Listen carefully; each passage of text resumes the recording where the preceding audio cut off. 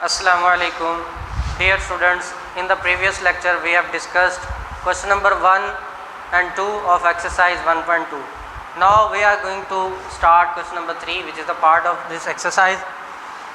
We have to identify diagonal, scalar, unit और identity matrices. हमसे पूछा गया है कि डायगोनल मैट्रिसेस, हमें एक लिस्ट दी गई है, 5 इसके पार्ट्स हैं.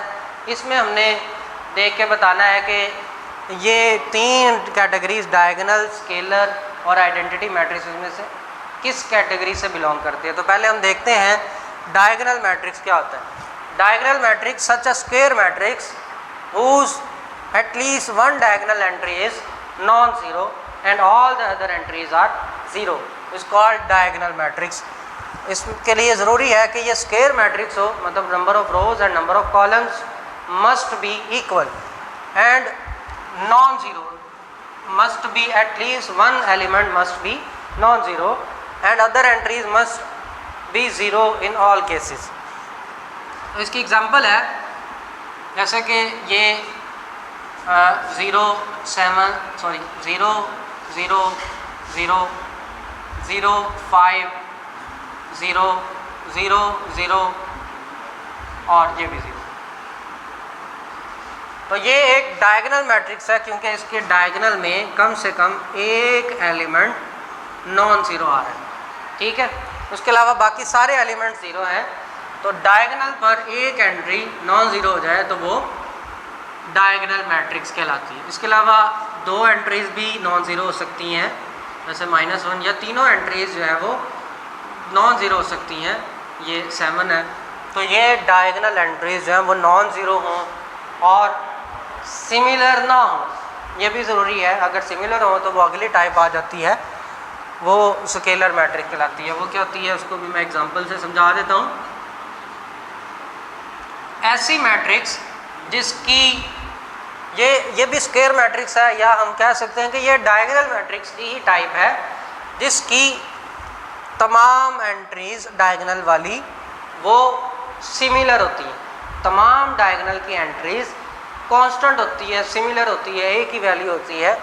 फॉर एग्जांपल ये एक मैट्रिक्स है, इसकी एंट्रीज के 0 0 के, इसकी डायगोनल की एंट्रीज सेम है. इसको हम स्केलर मैट्रिक्स, स्केलर वेक्टर और स्केलर्स में ये गुजरा है, ये उसी से बना है मैट्रिक्स स्केलर. इसमें सेम वैल्यूज़ आती हैं. अच्छा, इसमें एक और एग्जांपल, हम नंबर कोई और भी हो सकता है, 3 0 0 0 3 0 0 0 3. इसको बोलते हैं स्केलर मैट्रिक्स. इसकी थर्ड टाइप हम पहले क्वेश्चन में भी पढ़ चुके हैं, दूसरे में पढ़ चुके हैं, वो है यूनिट मैट्रिक्स या आइडेंटिटी मैट्रिक्स.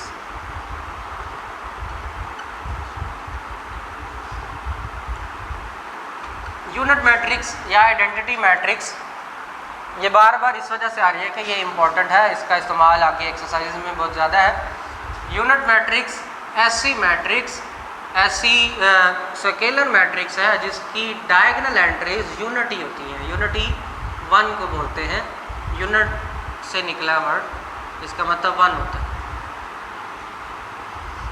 डायगोनल एंट्रीज जो है वो 1 1 आ रही. ऐसी मैट्रिक्स को यूनिट मैट्रिक्स कहते हैं.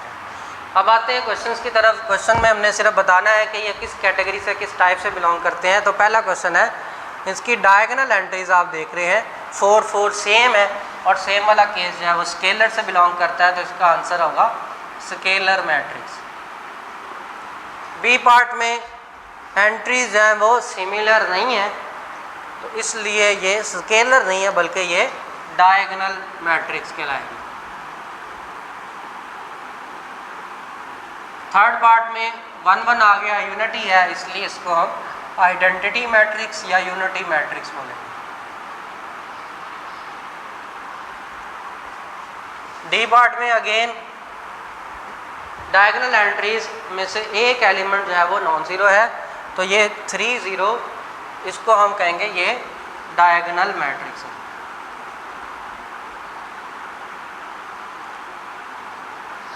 और ई पार्ट, इसको सिंप्लीफाई करना पड़ेगा. इसको सिंप्लीफाई करते हैं तो 2 0 0 2, तो ये दोनों सेम हो जाती हैं. इसलिए ये जो है वो स्केलर मैट्रिक्स।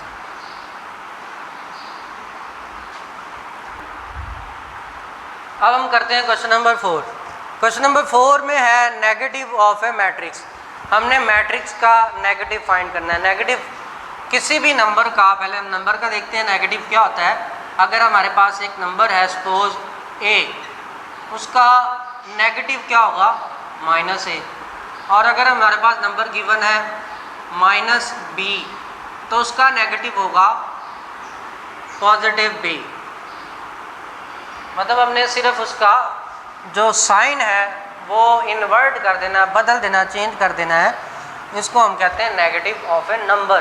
तो नेगेटिव ऑफ ए मैट्रिक्स में हमने सिर्फ ये करना है, जैसे हमें a गिवन है, a का हमने नेगेटिव फाइंड करना है, तो वो होगा negative of a is equal to, हमने तमाम एलिमेंट्स के साइन चेंज कर देने हैं। 0 का क्योंकि कोई साइन नहीं होता, वो ऐसे ही रहेगा। 1 की जगह -1, 0 की जगह 0 और -1 की जगह +1, ये इसका नेगेटिव है। उसके बाद b पार्ट है, उसका भी हमने नेगेटिव फाइंड करना है।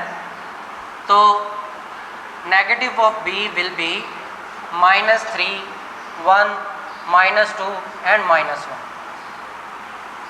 ठीक है, तो ये इंतहाई सिंपल है। आप इनके साइन चेंज करते जाएं, इनके साथ सबके साथ माइनस माइनस लग जाएगा। यहाँ पे इन दो के साथ प्लस, इन दो के साथ माइनस, ये माइनस, ये माइनस, ये प्लस, ये माइनस। तो आप होप सो कि आप इसको कंप्लीट कर लेंगे। अब आप आते हैं क्वेश्चन नंबर 5 की तरफ। क्वेश्चन नंबर 5 में फाइंड करना है transpose of A matrix. Transpose of A matrix, एक मैट्रिक्स का ट्रांसपोज क्या होता है।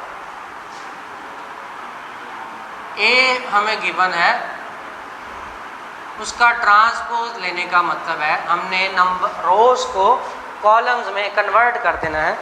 रोज को कॉलम में बदल के लिख दें, इसको हम कहते हैं ट्रांसपोज ऑफ ए मैट्रिक्स। मसलन इसकी रोज जो है 1, 2, 3 रोज आ रही है, हम इसके कॉलम्स 3 बना देंगे।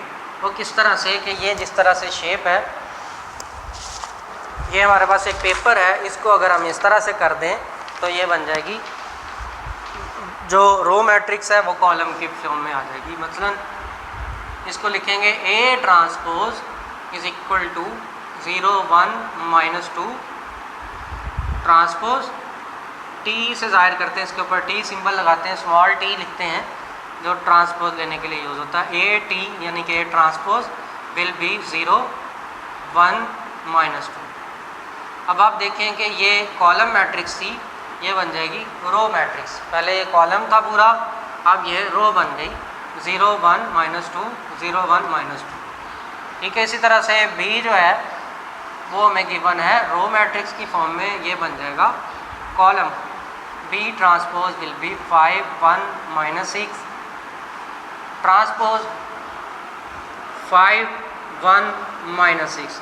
इसमें हमने और कुछ भी नहीं करना, कोई साइन नहीं चेंज करना, कोई और काम नहीं करना, सिर्फ आपने इस रो को कॉलम की फॉर्म में लिख देना है। ठीक है, अगर कॉलम है तो उसको रो की फॉर्म में कर देना है। अब हम इसका एक पार्ट और ले लेते हैं। सपोज ये ई पार्ट है, इसमें हमें गिवन है 2, 3, -4 एंड 5। इसका हम ट्रांसपोज लेना चाह रहे हैं, तो 2, 3, -4 T E T is equal to, अब हम इसको कॉलम में ले आएंगे तो ये रो कॉलम बन गई 2, 3, -4, 5, -4, 5 कॉलम बन गई। ठीक है, अब हम चलते हैं 6 क्वेश्चन की तरफ।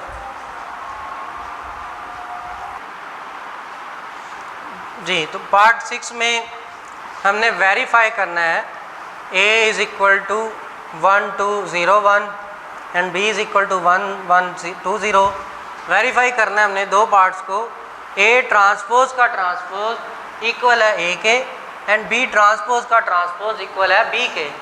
तो पहला पार्ट हम करते हैं A ट्रांसपोज का ट्रांसपोज इक्वल A के। हमने इसको A के इक्वल प्रूव करना है। पहले हम लेफ्ट हैंड साइड करते हैं इसकी ए ट्रांसपोज। ए ट्रांसपोज क्या होगा 1 2 0 1, इसके ऊपर ट्रांसपोज सिंबल लगा दें। ट्रांसपोज सिंबल जब आप ख़त्म करेंगे तो आपने ट्रांसपोज ले लिया होगा। 1 2 रो की फॉर्म में कॉलम में आ जाएगा, 0 1 रो की फॉर्म में कॉलम में आ जाएगा। ये इसका ए ट्रांसपोज आ गया।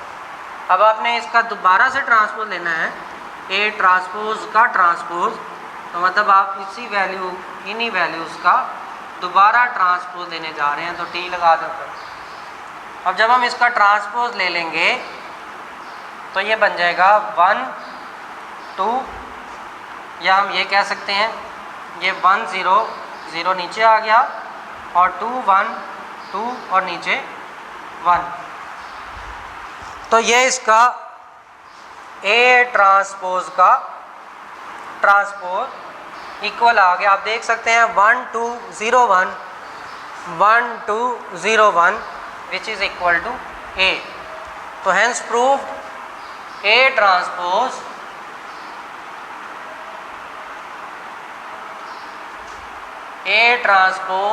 Transpose is equal to A. ठीक है, इसी तरह से इसका सेकंड पार्ट है बी ट्रांसपोज का ट्रांसपोज, वो बी के इक्वल है, इसको प्रूव करना है हमने। तो लेफ्ट हैंड साइड इसकी भी लें सेकंड पार्ट की, B transpose is equal to B. Left hand side इसकी B transpose is equal to B की वैल्यू 1 1 2 0, इसका ट्रांसपोज लेना है। ट्रांसपोज लेंगे 1 1, ये कॉलम की फॉर्म में हो जाएंगे, 2 0 ये भी कॉलम की फॉर्म में, ये बी ट्रांसपोज आ गया। इसका दोबारा से ट्रांसपोज लेना है 1 2 1 0 का ट्रांसपोज। जब इसका ट्रांसपोज लेंगे तो ये बन जाएगा 1 1 2 and 0 which is also equal to B. तो हेंस प्रूव बी ट्रांसपोज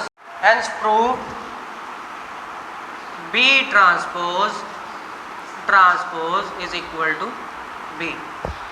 ठीक है, तो ये इसकी left hand side right hand side के इक्वल आ गई। ये क्वेश्चन कंप्लीट हुआ। अब डियर स्टूडेंट्स, ये जो एक्सरसाइज हमने की है इसमें क्वेश्चन नंबर 1 से 4 तक सारे क्वेश्चन MCQs के पर्सपेक्टिव से इम्पोर्टेंट है। जो क्वेश्चन नंबर 4 किया और हमने 5 और 6 जो क्वेश्चन किए हैं, ये दोनों क्वेश्चंस लॉन्ग शॉर्ट क्वेश्चन के लिए इम्पोर्टेंट है।